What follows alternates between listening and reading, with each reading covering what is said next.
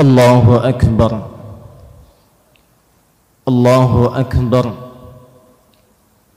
الله أكبر ولله الحمد. الله أكبر كبيرا والحمد لله كثيرا وسبحان الله بكرة وأصيلا. لا إله إلا الله والله أكبر. الله أكبر ولله الحمد. الحمد لله وكفى والصلاة والسلام على رسول الله المصطفى وعلى آله وصحبه ومن وفى. أما بعد، فيا أحباب الله وأحباب رسوله صلى الله عليه وسلم عباد الله، أوصي نفسي وإياكم بتقوى الله فقد فاز المتقون، فلا تموتن إلا وأنتم مسلمون. فقال تعالى: يا أيها الذين آمنوا اتقوا الله حق تقاته ولا تموتن إلا وأنتم مسلمون. الله أكبر الله أكبر الله أكبر ولله الحمد. Hadirin jamaah Idul Adha rahimani wa rahimakumullah. Hari ini tepat setelah 9 hari kita berjuang di permulaan awal Dzulhijjah untuk mendapatkan cinta dan perhatian Allah Subhanahu wa taala seperti diisyaratkan oleh Nabi sallallahu alaihi wasallam dan dikutip kemudian sabda Nabi ini oleh Ibnu Abbas radhiyallahu taala anhuma, lalu ditampilkan oleh Al-Imam Al-Bukhari dalam kitab sahih beliau rahimahullah di babul kitabul Aidaini di nomor hadis 969, qala Rasulullah sallallahu alaihi wasallam, ma min ayyamin al-amalu salihu fihinna ahabbu ila Allah min hadhihi al-ayyamil 'ashri. Qalu walal jihadu fi sabilillah ya Rasulullah. Qala walal jihadu fi sabilillah illa rajulun kharaja bi nafsihi wa malihi wa lam yarji' min dhalika bi syai'. Kata Nabi, tidak akan ditemukan dalam perputaran hari selama setahun saat amal saleh dikerjakan di hari itu nilainya lebih tinggi di sisi Allah dan naik statusnya menjadi dicintai oleh Allah Subhanahu wa taala. Itulah 10 hari pertama di bulan Dzulhijjah. Sahabat bertanya, ya Rasulullah, apakah jihad fi sabilillah tak mampu mengungguli itu? Jawab Nabi, bahkan jihad fi sabilillah pun tak mampu mengungguli keutamaan di 10 hari pertama awal Dzulhijjah itu, kecuali seorang pejuang yang berjuang dengan jiwa dan hartanya sampai ia wafat kembali kepada Allah Subhanahu wa taala.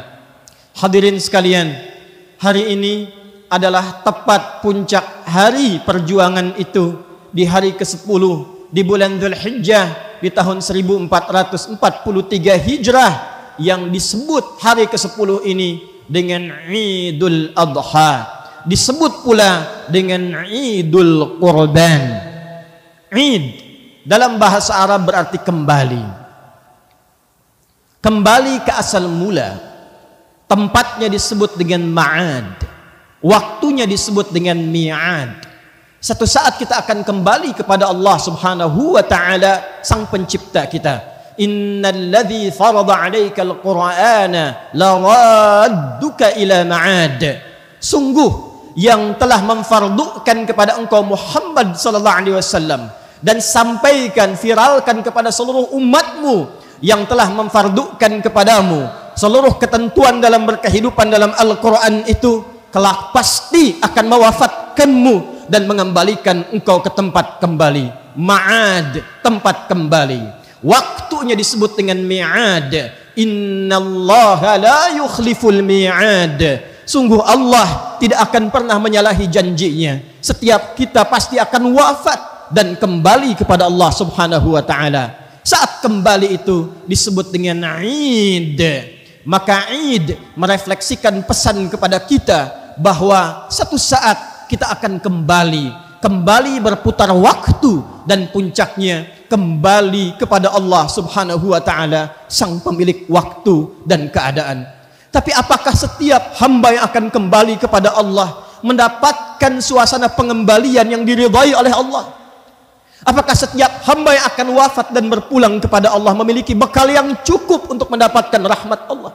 Apakah setiap hamba yang akan berpulang kepada Allah sudah pasti diampuni oleh Allah? Apakah setiap hamba yang akan meninggal dan berpulang kepada Allah akan disambut dengan kalimat, ya ayyatuhan nafsul mutmainnah, irji'i ila rabbiki radiyatan maradiyah, fadkhuli fi ibadi wadkhuli jannati. Apakah setiap hamba yang akan berpulang akan pulang dalam keadaan husnul khatimah?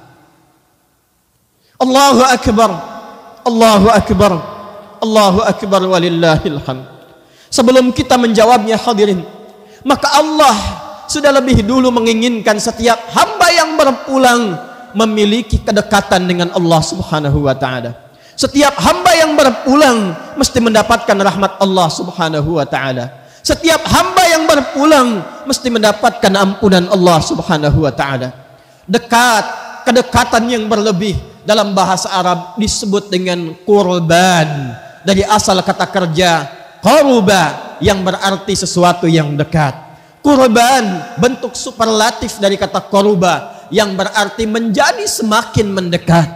Idul Qurban hakikatnya memberikan pesan kepada kita bahwa latihan, momentum, kesempatan yang disajikan oleh Allah Subhanahu wa taala khususnya di pembuka Dzulhijjah itu adalah momentum yang disediakan untuk kita, ditampilkan untuk kita untuk membangun kedekatan lebih dengan Allah Subhanahu wa taala, sehingga dengan itu saat tiba waktunya Id kita pulang.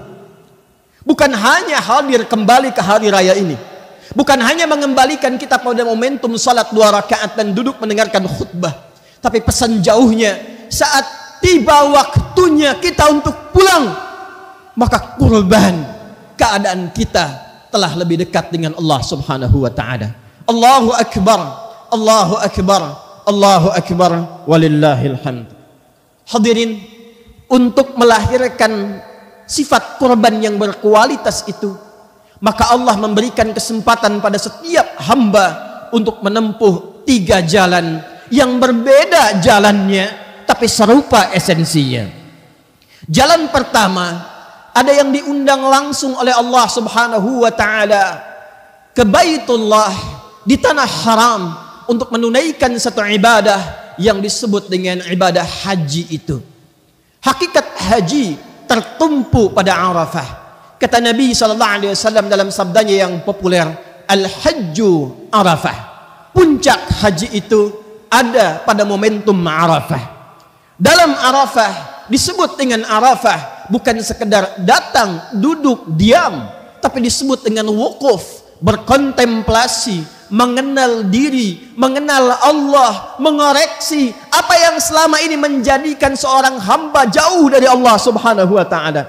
Kenapa selama ini dipanggil salat masih tunggu iqamat? Kenapa selama ini masih menunda-nunda salat bahkan untuk mengejar kesenangan dunia semata? Kenapa sampai usia puluhan tahun masih belum dekat dengan Allah, belum mampu membaca Al-Quran, belum bisa konsisten menunaikan salat sunnah, belum mampu untuk bersedekah, belum bisa menunaikan puasa sunnah? Maka dia duduk, dipanggil oleh Allah, duduk untuk merenung dekat Baitullah. Kalau sudah dekat dengan Baitullah, diminta untuk merenungkan, meninggalkan sementara urusan dunianya untuk mengenali dirinya, mengenal Allah, sehingga melahirkan kualitas hamba yang dekat dengan Allah Subhanahu wa taala, merasakan kedekatan lebih. Karena itu ketika datang di dekat Ka'bah, dia merasa dekat dengan Allah. Ketika wukuf dia menangis, ketika wukuf dia bermunajat, ketika wukuf dia memohon rahmat. Itulah yang disebut dengan korban. Itulah yang disebut dengan korban. Maka pada saat itulah keadaan dirinya lebih dekat dengan Allah Subhanahu wa taala. Maka hadirin, kalau Allah sedang mengundang dekat di dekat Ka'bah, wukuf di Arafah untuk mengenali dirinya, belum mampu dia mendekat kepada Allah, maka dengan cara apa lagi Allah mendekatkan hamba itu kepada Allah Subhanahu wa taala. Allahu akbar. Allahu akbar. Allahu akbar. Esensi haji Arafah puncaknya membangun kedekatan diri dengan Allah Subhanahu wa taala. Di hari ke-9 ia kerjakan. Tepat berpindah kemudian ke hari ke-10 dia menyadari ini yang menjadikan selama ini saya jauh dari Allah, tidak dekat dengan Allah, karena saya tidak mampu mengendalikan nafsu diri. Dikenal dengan Aqabah. Dikenal dengan Aqabah. Nafsu duniawi, nafsu untuk berbuat maksiat, itu yang menjauhkan diri dari Allah. Maka dia datang kemudian ke Muzdalifah. Dia berzikir, ingat-ingat Allah. فَإِذَا أَفَضْتُم مِّنْ عَرَفَاتٍ فَاذْكُرُوا اللَّهَ عِندَ الْمَشْعَرِ الْحَرَامِ.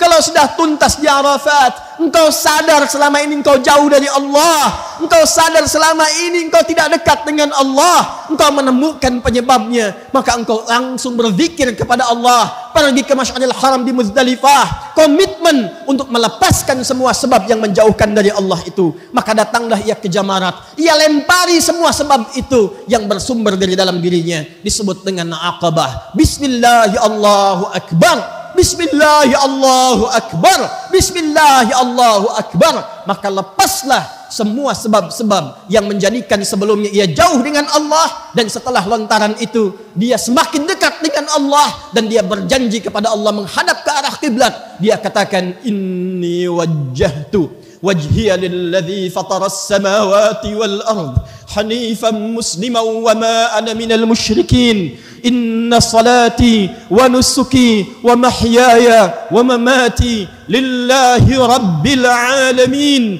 la syarika lah wa bidzalika umirtu wa ana minal muslimin wa bidzalika umirtu wa ana awwalul muslimin.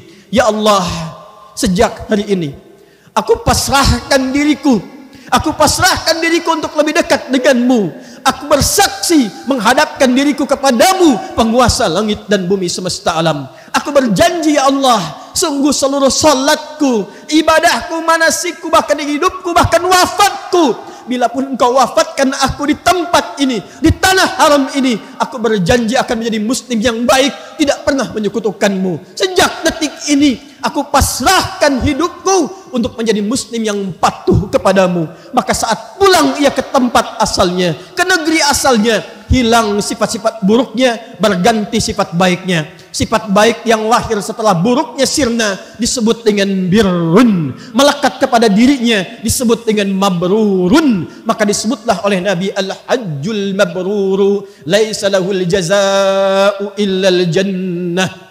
Haji yang bisa merubah pelakunya menjadi lebih baik, lebih dekat dengan Allah, dan mempertahankan itu sampai ia wafat, maka tidak ada pahala yang setimpal, balasan yang serupa pada dirinya, kecuali Allah siapkan surga untuknya dan dipanggil dengan panggilan yang indah di akhir hidupnya.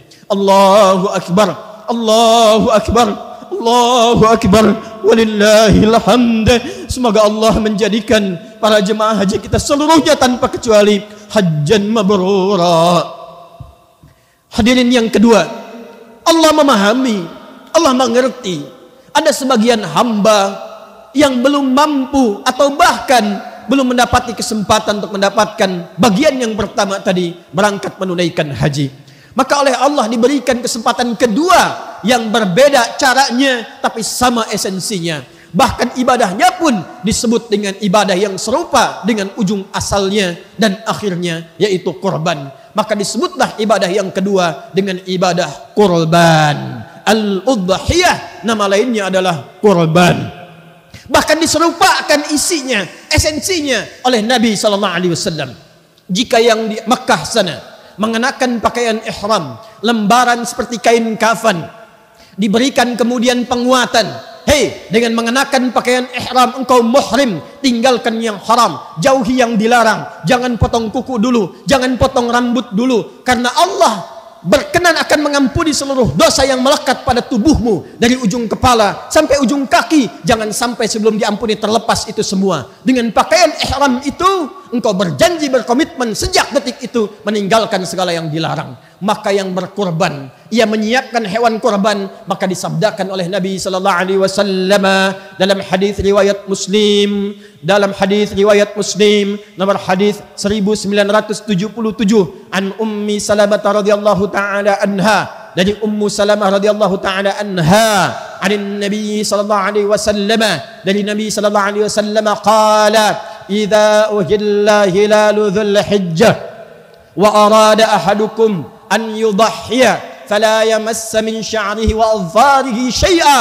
Jika ada di antara anda yang telah memasuki awal Dzulhijjah dari 1 sampai tanggal 10 itu dan berkenan untuk ikut ibadah kurban, mempersembahkan ibadah melalui hewan kurban, maka kata Nabi, selama dia sudah menyiapkan dan meniatkan hewan kurbannya, jangan dulu potong rambut yang melekat pada seluruh tubuhnya, jangan dulu cukur itu, jangan dulu potong kuku yang melekat pada seluruh jemari tangan dan kakinya. Apa yang diinginkan oleh sabda Nabi ini? Agar ia mendapatkan keserupaan dengan orang yang mengenakan pakaian ihram, supaya Allah berkenan mengampuni dosa-dosanya dari ujung kepala sampai dengan ujung kakinya. Karena itulah ketika yang mengenakan pakaian ihram selesai wukuf, dia datang kemudian ke Muzdalifah, dia ke Jamarat, dia melontar jumrah, dia katakan Bismillah, ya Allahu Akbar. Bukankah yang menyembelih hewan di sini mengatakan kalimat yang sama? Bismillah, ya Allahu Akbar. Kalau orang yang mengenakan pakaian ihram selesai melontar menghadap ke arah kiblat mengatakan inni wajjahtu, bukankah hadis riwayat Ibnu Majah dari Jabir bin Abdullah radhiyallahu taala anhu dari Nabi sallallahu alaihi wasallam menyampaikan kepada kita, orang yang berkurban itu setelah disembelih kurbannya menghadap dia ke arah kiblat, bermohon kepada Allah. Apa yang ia mohonkan? Kalimat yang sama dengan orang yang berhaji yang telah melontar jumrah itu. Inni wajjahtu wajhiya lilladzi fataras samawati wal arda hanifan musliman wa ma ana minal musyrikin. Inna salati wa nusuki wa mahyaya wa mamati lillahi rabbil alamin la syarika lah wa bidzalika umirtu wa ana minal muslimin wa bidzalika umirtu wa ana awwalul muslimin. Jika yang di sana melontar dan merasakan kekurangan dirinya dan melontar itu, maka yang di sini menyembelih dan merasakan apa sesungguhnya sifat hewani yang melekat dalam diri ini yang menjadikan saya jauh dari Allah. Karena sifat hewani diwakili oleh nafsu. Lawan nafsu itu adalah takwa. Di Quran nafsu dilawankan dengan takwa. Nama lain nafsu itu fujur. Quran surah 91 Asy-Syams di ayat 7 sampai 10 itu, wa nafsin wa ma sawwaha fa'alhamaha fujuraha wa taqwaha qad aflaha man zakkaha wa qad khaba man dassaha. Ada orang yang dalam hidupnya lekat dengan sifat takwa. Diminta salat, dia salat. Diminta infak, dia infak. Diminta baca Quran, dia Quran. Dia dekati Quran, dia berdoa kepada Allah. Karena itu ketika dibuka ciri orang pertama takwa dalam Al-Quran, dzalikal kitabu la raiba fi hudan lil muttaqin. Siapa orang ini? Alladzina yu'minuna bil ghaibi wa yuqimuna as-shalah wa mimma razaqnahum yunfiqun walladzina yu'minuna bima unzila ilayka wa ma unzila min qablik wa bil akhirati hum yuqinun. Tapi ada yang menghambat dia untuk gemar menunaikan salat. Ada yang menghambat dia untuk tidak berinfak. Ada yang menghambat dia bahkan untuk sekedar belajar ngaji baca Quran. Apa itu? Sifat hewaninya. Sifat hewaninya. Bahkan ada kata Al-Quran orang-orang yang saking meninggikan nafsunya lebih daripada binatang. Balhum adal. Quran surah ke-7 ayat 179. Sapi hewan, ia hanya memakan rumput. Manusia ada yang memakan aspal. Manusia ada yang makan harta yang haram. Manusia ada yang makan batu. Manusia ada yang makan gunung. Manusia ada yang makan emas. Demi mengejar emas itu dia meninggalkan salat. Demi mengejar perak itu dia berselisih. Dia bahkan saling bertengkar, dia bahkan saling menumpahkan darah yang tidak pernah itu semua dilakukan oleh hewan. Maka saat hewan itu disembelih, bayangkan dengan mengalirnya darah itu, disitulah kita bertekad kepada Allah untuk meninggalkan perbuatan sifat-sifat hewani. Jika yang berhaji mendapatkan takwa, maka yang berkurban lewat hewan pun disamakan dengan Allah dengan penerimaan takwanya. Quran surah kedua Al-Baqarah ayat 197 untuk yang berhaji. Wa tazawwadu fa inna khairaz zadit taqwa. Hei yang berangkat haji, berbekal yang aku terima dari bekal kalian adalah takwanya. Itu yang terbaik. Yang berkurban dengan hewan, Quran surah ke-22 ditempatkan di surah Haji, surah Al-Hajj di ayat yang ke-37. La yanalallaha luhumuha wala dima'uha walakin yanaluhu taqwa minkum. Allah tidak butuh, tidak menerima, bukan yang sampai kepada Allah dagingnya, bukan darahnya, tapi takwa kalian. Ketika nafsunya disembelih, takwanya muncul. Ketika nafsunya di sana dilempar, takwanya muncul. Maka berpeluang yang di sana mabrur, yang di sini mabrur. Allahu akbar, Allahu akbar, Allahu akbar. Hadirin, sebagai penutup yang ketiga. Ya Allah, saya belum terpanggil haji. Saya belum punya kemampuan berkurban lewat hewan. Apa yang bisa mampu saya lakukan?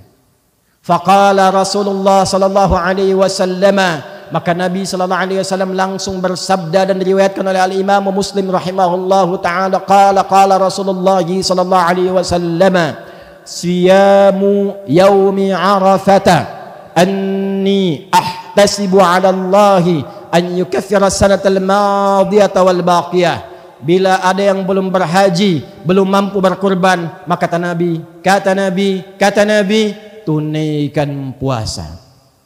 Tunaikan puasa. Bukankah wukuf hari ke-9? Bukankah yang tidak wukuf pun puasa di hari ke-9?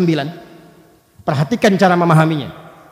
Yaumul Arafah yang di sana wukuf di hari ke-9, yang belum sempat wukuf puasa di hari ke-9, cara menunaikan puasanya siyamu yaumi arafata. Maka saat engkau berpuasa itu ikuti cara mendekat kepada Allah seperti orang wukuf di Arafah.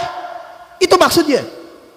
Bukan hanya menahan lapar dan haus, bukan hanya menahan syahwat, tapi saat puasa di hari ke-9 itu seperti orang wukuf mengoreksi diri, introspeksi, muhasabah. Maka kita pun yang di sini yang tidak berangkat menunaikan haji, maka introspeksi diri di hari ke-9 itu.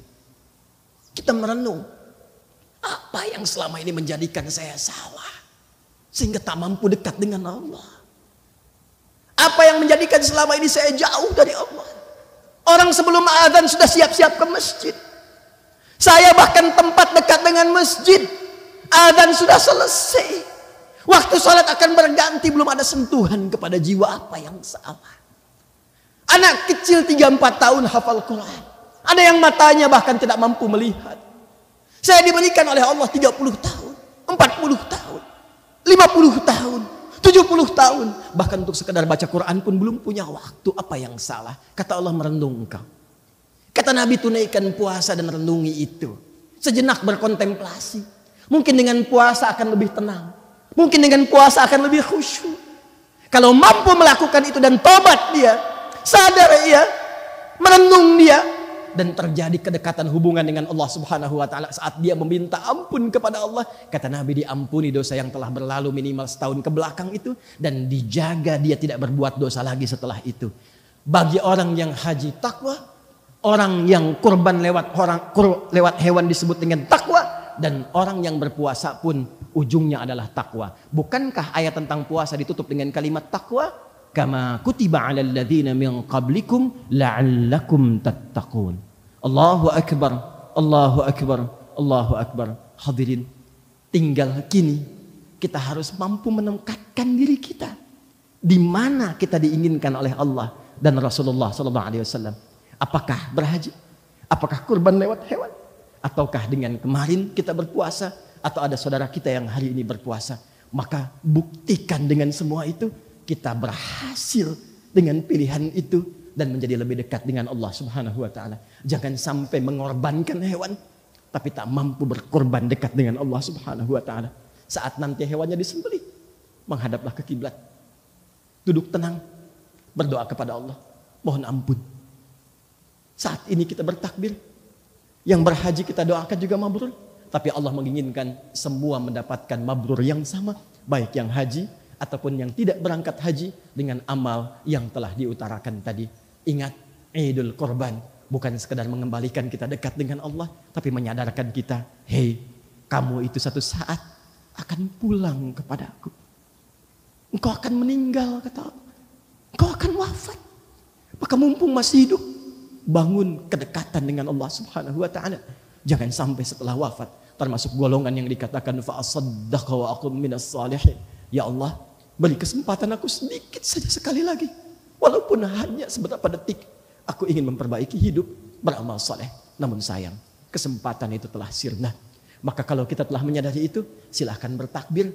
Kalau belum sadar juga, renungkan ada 3 hari di hari tasyrik. Karena 3 hari tasyrik hakikatnya renungan. Qala Allah Ta'ala fi surat Al-Baqarah di ayat ke-203. Wadhkurullaha fi ayyamin ma'dudat. Kalau belum sadar juga akan pulang, belum ngerti juga sampai hari ke-10 ini, 3 hari renungi diri. Karena itu disebut dengan harinya hari Muna. Hari berharap supaya lebih baik. Hari berharap dekat dengan Allah. Hari berharap menjadi hamba yang lebih baik, dekat dengan Allah Subhanahu wa ta'ala. Disitulah kita memperbanyak takbir.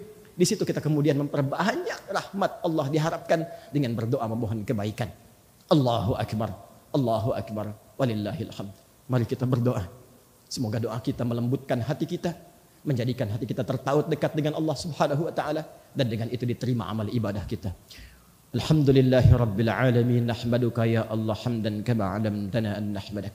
ونشكرك شكرا كما علمتنا أن نشكرك. أنت المقدم أنت المؤخر بيدك الخير إنك على كل شيء قدير. اللهم صل وسلم وبارك على حبيبك الكريم رسولك المصطفى الأمين سيدنا محمد وعلى آله وصحبه أجمعين. ربنا لا تدع لنا في مقامنا هذا وفي كل مقام إلا غفرته إذا كان له ذنب.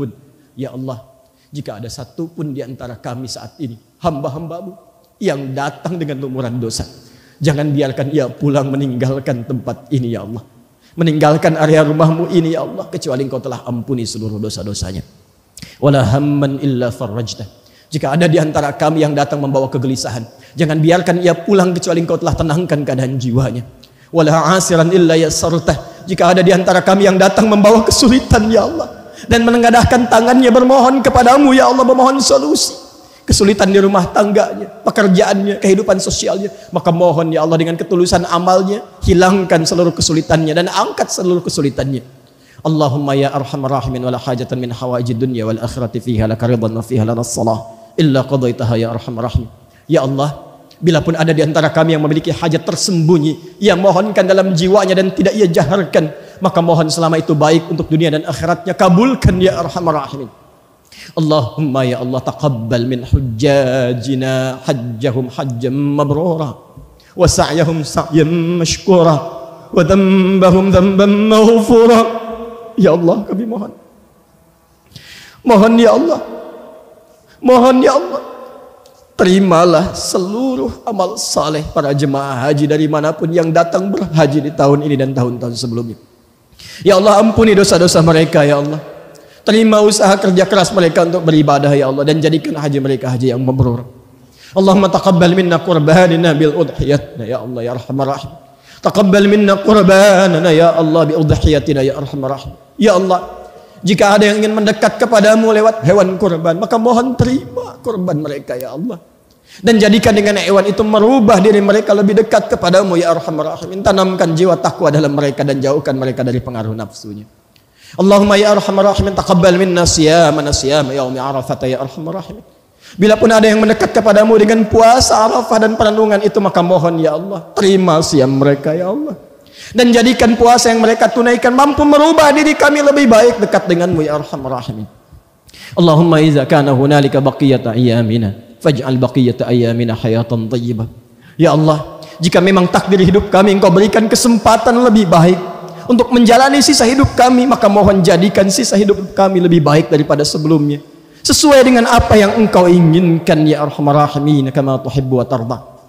Wa idza kana hadzal yaum min akhir ayyamina faj'al akhir yaumina husnul khatimah. Ya Allah, jika memang hari ini kami mesti kembali kepadamu, wafat kembali, maka mohon jadikan akhir wafat kami husnul khatimah. Tawaffana muslimin biqaulina la ilaha illallah Muhammadur Rasulullah wa qaulika ya ayyatuhan nafsul mutmainnah irji'i ila rabbika radiyatan radiyah fadkhuli fi ibadi wadkhuli jannati. Ya Allah, jika kalah kami masuk dalam sakaratul maut kami, maka ringankan lisan kami untuk mengucap kalimat la ilaha illallah Muhammadur Rasulullah, dan mohon ringankan sakaratul maut kami dengan jawabanmu yang indah. Hei jiwa-jiwa yang tenang, ya ayyatuhan nafsul mutmainnah irji'i ila rabbika radiyatan maradiyah. Cepat pulang kepada Rabbmu, aku ridha dengan amalmu, engkau pun akan ridha dengan pemberianku. Fadkhuli fi ibadi wadkhuli jannati, masuk dalam golongan hamba-Ku, aku siapkan surga untukmu. Allahumma ighfir lana kal aba idza kana hunalika ba'dul ma'asi min azwajina wa dhurriyyatina bisababina. Ya Allah, ampuni kami dosa para ayah. Ya Allah, jika memang istri kami, anak-anak kami bermaksiat karena kami, ya Allah. Waghfir lana ummahat idza kana hunalika min azwajina wa dhurriyyatina 'amilul ma'siyah bisababina. Dan ampuni dosa para ibu, para istri, jika memang suami mereka, ayah-ayah dan anak-anak bermaksiat karena ibunya, ya Allah. Waghfir lana kal aulad wa dhurriyyah idza kana hunalika al aba ibta'adu anka bisababina, ya Allah. Dan ampuni kami dosa para anak jika memang orang tua kami jauh darimu karena sebab kami, ya Allah. Allahumma alhiqna ma'al ladzina an'amta 'alaihim minan nabiyyin was-siddiqin wasyuhada'i was-salihin wa hasuna ulaika rafiqa. Ya Allah, kumpulkan kami kembali di surga bersama Rasulullah sallallahu alaihi wasallam. Orang-orang saleh, para syuhada dengan keluarga besar kami, dengan tetangga-tetangga kami, dengan teman-teman kami, dengan kerabat-kerabat kami, di komplek kami, ya Allah, di tempat kami, di bangsa kami, di negeri kami. Allahumma hafadh Indonesia waj'alha baldatan tayyibatan wa tardah. Ya Allah, mohon jaga negeri ini Indonesia, ya Allah.